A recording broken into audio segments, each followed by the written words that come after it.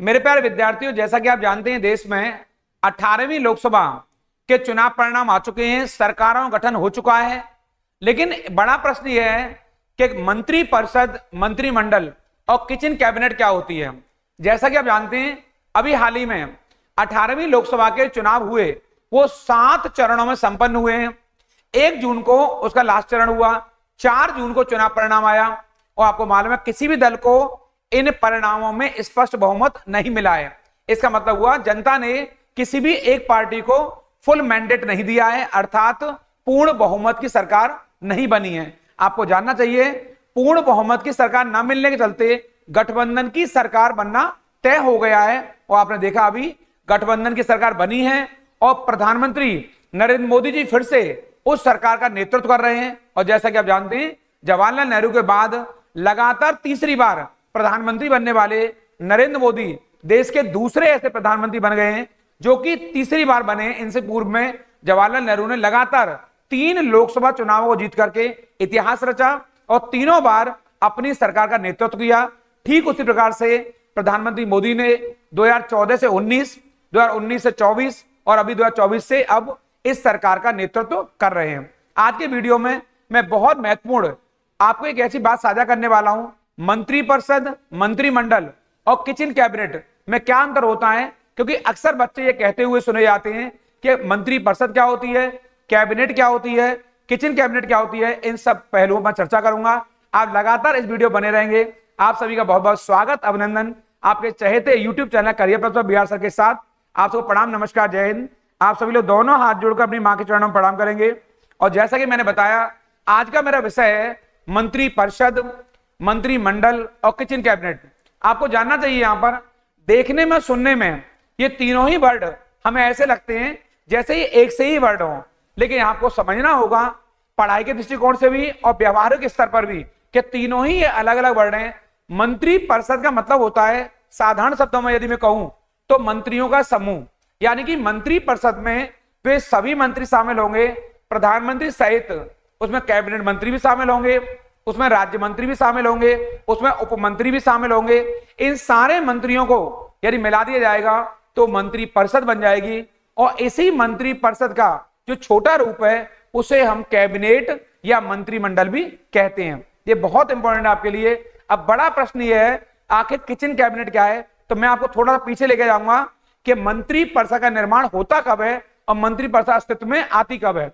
तो आपको जानना चाहिए यहां पर बहुत महत्वपूर्ण विषय।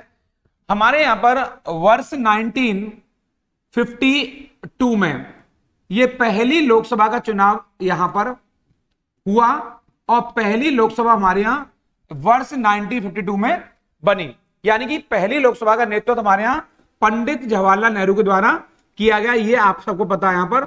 और पंडित नेहरू पहली बार 1952 से लेकर के और 1957 तक देश के प्रधानमंत्री यानी पहली लोकसभा का नेतृत्व आपने यहां पर किया है।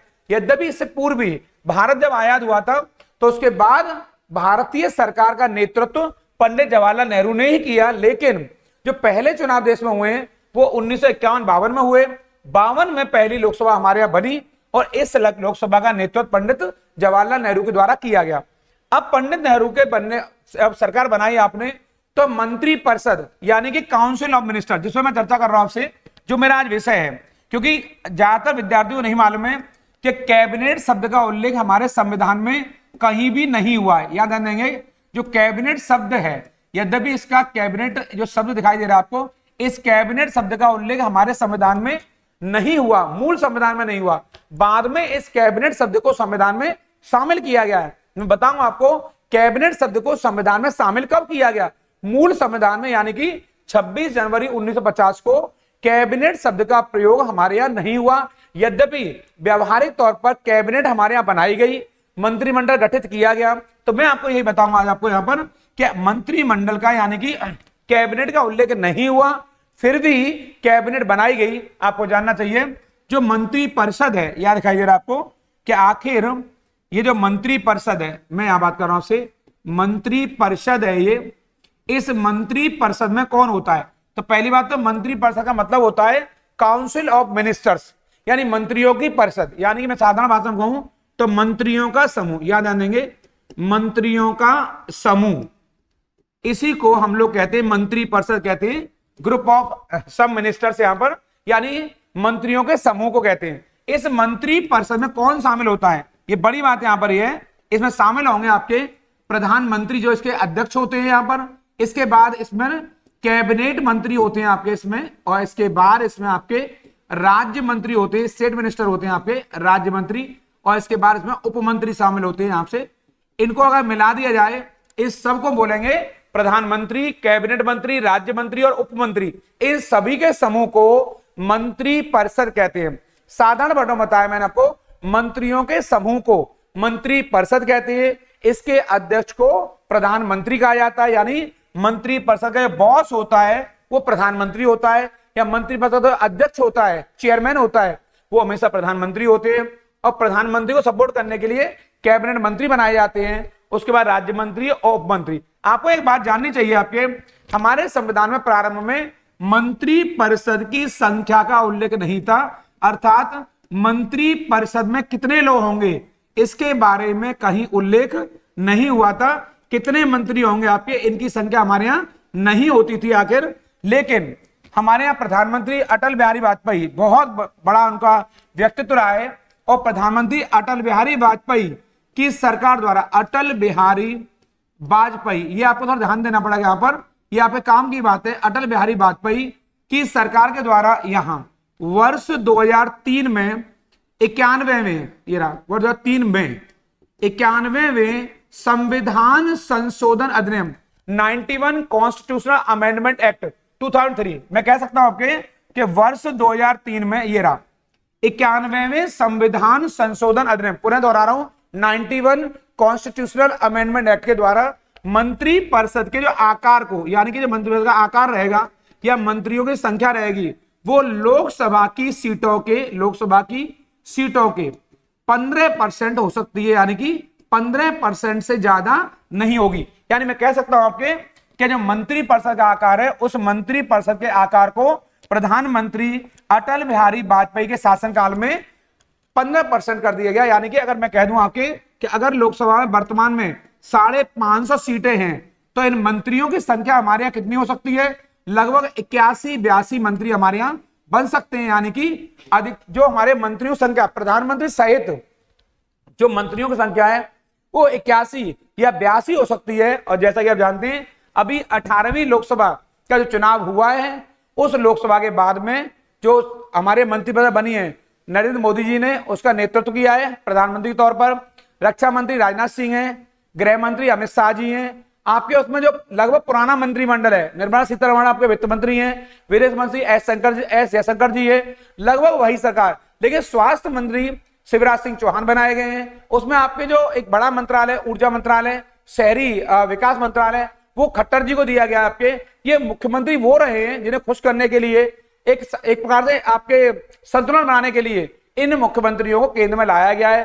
खट्टर जो आपके रहे हैं, आपके मनोहर लाल खट्टर, उन्होंने हरियाणा सरकार का नेतृत्व किया, शिवराज सिंह चौहान ने मध्य प्रदेश सरकार का नेतृत्व किया। अब दोनों को राज्य की राजनीति से निकालकर केंद्र में लाया गया है। पर मेरा आज विषय ये नहीं है, मेरा विषय है मंत्री परिषद और मंत्रिमंडल में क्या अंतर होता है। पुनः लेके जाऊंगा आपको। मंत्री परिषद एक बड़ा आकार होता है, उसमें सभी मंत्री होते हैं, पूरे मंत्रियों को मिलाकर मंत्री परिषद बनती है, प्रधानमंत्री इसका नेतृत्व करते हैं। इसी के छोटे रूप को मंत्रिमंडल कहते हैं आपके। यानी मैं कह सकता हूं मंत्री परिषद के छोटे रूप को साधारण वर्णों में बता रहा हूं आपको, के छोटे रूप को, मंत्री परिषद के छोटे रूप को मंत्रिमंडल, पूरे ध्यान देंगे, मंत्रिमंडल कहते हैं आपके। ये रहा, इसी को अंग्रेजी में कैबिनेट भी कहा जाता है। यहां बड़े काम की बात आ गई आपके। इसका मतलब हुआ कि मंत्री परिषद का छोटा रूप क्या कहलाएगा, मंत्रिमंडल कहलाएगा। इसका मतलब हुआ कि इस कैबिनेट में कौन शामिल होगा, प्रधानमंत्री इस कैबिनेट के अध्यक्ष होंगे, ये मुखिया होंगे, और इसके बाद जितने भी कैबिनेट मंत्री होंगे वो इसमें शामिल होंगे। इन दोनों को मिला दिया जाए आपके तो ये बन जाएगी मंत्रिमंडल। यानी कि मैं कह सकता हूं प्रधानमंत्री और कैबिनेट मंत्री को मिलाकर के कैबिनेट का निर्माण होता है, और यह बहुत महत्वपूर्ण है। संक्षिप्त में यदि कहूं तो मंत्री परिषद के छोटे रूप को मंत्रिमंडल कहते हैं, और नीति संबंधी सारे निर्णय कैबिनेट ही लिया करती है, सारे महत्वपूर्ण निर्णय कैबिनेट ही लिया करती है, क्योंकि कैबिनेट के अंदर मंत्रियों की संख्या कम होती है। आपको जानना चाहिए कैबिनेट शब्द का उल्लेख हमारे यहां नहीं हुआ है, लेकिन वर्ष यहां पर वर्ष 1978 में, ये आपके काम की बात है हर विद्यार्थी के लिए, वर्ष 1978 में यहां पर 44वें संविधान संशोधन अधिनियम 44 कॉन्स्टिट्यूशनल अमेंडमेंट के द्वारा पहली बार तत्कालीन प्रधानमंत्री मोरारजी देसाई, ये रहे मोरारजी देसाई की सरकार ने कैबिनेट शब्द को संविधान में जोड़ा। ये बहुत इंपॉर्टेंट है, यानी मैं अभी सुबह मैंने आपको आते ही कहा कि कैबिनेट शब्द हमारे संविधान में कब जोड़ा है, तो जैसा मैंने कहा कैबिनेट शब्द को हमारे यहां वर्ष 1978 में जोड़ा गया है 44वें संविधान संशोधन के द्वारा, और इसको मोरारजी देसाई ने जोड़ा है कैबिनेट शब्द को। और ये कहा गया कि 352 में जो राष्ट्रीय आपातकाल लगाया जाता है, उस आपातकाल के लिए कैबिनेट की लिखित सहमति जरूरी है, हस्ताक्षर चाहिए कैबिनेट के। उससे पहले प्रधानमंत्री कहने मात्र से अनुच्छेद 352 के अंतर्गत हमारे यहाँ राष्ट्रीय आपातकाल लगाया जाता था केवल प्रधानमंत्री की सहमति से, लेकिन यहां से तय हो गया 1978 से 44 में 44 कॉन्स्टिट्यूशनल अमेंडमेंट एक्ट से कि राष्ट्रीय आपातकाल के लिए प्रधानमंत्री के साथ साथ कैबिनेट के लिखित हस्ताक्षर सहित दस्तावेज चाहिए, लिखित सहमति चाहिए, तभी आप आपातकाल लगा सकते हैं। राष्ट्रपति 352 का प्रयोग करेंगे कैबिनेट के लिखित सहमति पर आपके, ये बहुत जरूरी हो गया।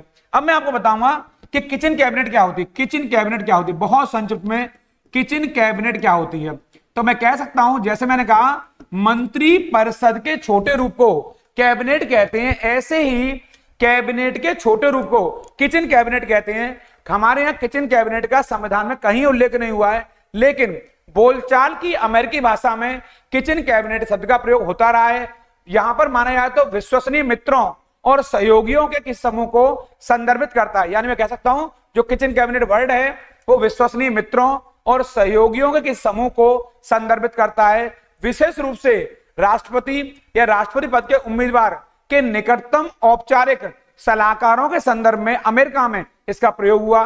भारत में भी किचन कैबिनेट के आधार पर कुछ लोगों को नियुक्त किया गया। मैं कह सकता हूं भारत में कुछ ऐसे प्रधानमंत्री के साथ विश्वास पात्र लोग रहे बिल्कुल निकट। किचन कैबिनेट का मतलब होता है छोटी कैबिनेट, यानी कैबिनेट के मंत्रियों की संख्या आज भी निश्चित नहीं है, लेकिन व्यवहारिक तौर पर 22 या 25 या 30 तक कैबिनेट मंत्री हो सकते हैं। जैसा कि आपके मन में क्वेश्चन आ रहा होगा, विचार आ रहा होगा कि मंत्री परिषद यदि लोकसभा सीटों के 15% हो सकते हैं तो कैबिनेट मंत्रियों की संख्या कितनी हो सकती है, ऐसा प्रश्न आपके मन में आ रहा होगा।